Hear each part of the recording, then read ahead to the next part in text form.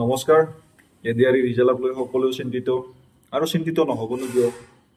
ইমান দিন লাগে এক্সামটো পাতাৰ পৰা আজি প্ৰায় 2 বছৰে হ'ব আৰু কথাটো চাবলৈ গ'লে 2 বছৰ যদি এটা এক্সামৰ ৰিজাল্ট দিওঁতে লাগি যায় তো এইটো কেনেকুৱা কথা হ'ব?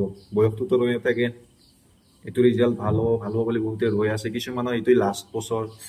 তো ইমান দিন যদি এনেকৈ ধৰি ৰাখে ৰিজাল্টটো তো নিশ্চয় টেনশ্যন হ'বই। ভাবিছিলোঁ 25, 26, 27 তাৰিখে দিব পূজাৰ আগে আগে, কিন্তু সেইটোতো নহ'লে বাৰু আৰু হোৱাৰ সম্ভৱো নহয় এতিয়া বৰ্তমান যিটো পৰিস্থিতি হৈ আছে। ৰিজাল্টটো নিদিব, কাৰণ যদি এতিয়া ৰিজাল্ট দি দিয়ে হিমন্ত বিশ্ব শৰ্মা ডাঙৰীয়াক, আমাৰ মুখ্যমন্ত্ৰী মামাক বহুত প্ৰশ্ন কৰিব যে এই চিটুৱেশ্যনত কিয় ৰিজাল্ট দিছে, কিয় ৰিজাল্ট দিব লাগে। মানুহে এইবোৰত জংগী হৈ উঠিব, সেইকাৰণে এতিয়া দিবও নোৱাৰে। অলপ পলিটিকেল ইছ্যু, পলিটিকেল হেৰিটো চাব লাগিব না, আৰু ইমোশ্যনটোও চাব লাগিব। আমাৰ জুবিনদাৰ সেইটো মানে চব কানেক্টেড হৈ আছে। তো এতিয়া ৰিজাল্টটো আমি আশা কৰিব নোৱাৰোঁ। এইটো মানে 100% হৈছে পূজাৰ আগত দিয়াটো একদম আমি আশা কৰিব নোৱাৰোঁ। তো পূজাৰ পিছত যদি এই চিটুৱেশ্যনটো যদি খাম কাটে, জুবিনদাৰ খামটো নাকাটে যেতিয়ালৈকে ন্যায় নাপায়, এই কেছটো একদম সম্পূৰ্ণ বেলেগ। তো বহুতে কৈ আছে যে জুবিনদাৰ কথাটো চলি থাকিব আৰু ৰিজাল্টটো বেলেগ কথা।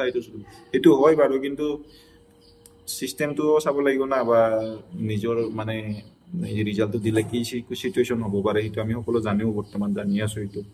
তো সেইকাৰণে ৰিজাল্টটো অলপ দিলে হ'ব পাৰে। তথাপি আশা কৰোঁ 10 তাৰিখৰ আগত যদি ৰিজাল্টটো হয়। কিন্তু মই যিটো গম পাইছোঁ বা কাৰোবাৰ মুখে মুখে শুনি মেলি 10 তাৰিখলৈকেও যদি চিটুৱেশ্যনটো এনেকৈয়ে থাকে বৰ্তমান, তো আশা একদম কম।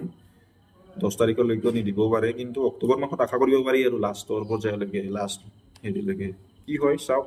কিন্তু এটা কথাই ক'ম যে ৰিজাল্টটো আগতেও দিব পাৰিল হয় অক্টোবৰত। এতিয়া জুবিনদাৰ ঘটনাটো এতিয়াহে হ'ল, তো ঠিকে আছে, কিন্তু আগতেও দিব পাৰিল হয়। অলৰেডি বহুত দেৰিয়ে হৈ গ'ল। যদি এটা এক্সাম কণ্ডাক্ট কৰি পিনে ৰিজাল্ট দিবৰ কাৰণে ইমান দিন লাগে, নেক্সট ভেকেণ্ট আৰু কেতিয়া ওলাব, কেতিয়া আৰু এপ্লাই কৰিব, মানে সময়বিলাক এনে গৈ থাকে না। তো সেই কথা, বহুতে ইমান কনচিষ্টেঞ্চি মেইনটেইন কৰি থাকিব নোৱাৰে, ফেমিলি প্ৰব্লেম থাকে বহুতৰ, এটা কামৰ কাৰণে ৰৈ আছে। তো কিমান আৰু হেৰি কৰি থাকিব, এৰি দিব লগা হৈ যায়। ৰিজাল্টটোও নাহে, কি কৰিব, বেলেগ প্ৰিপাৰেশ্যনো কৰিব নোৱাৰে, এৰি পিনে বেলেগ কামত যাব লগা হয়।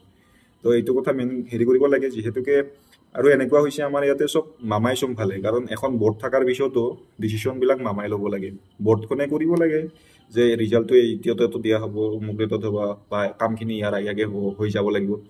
এই চিষ্টেমটো মানে SLRCখন ইণ্ডিপেণ্ডেণ্ট নহয়, মানে স্বাধীন নহয়।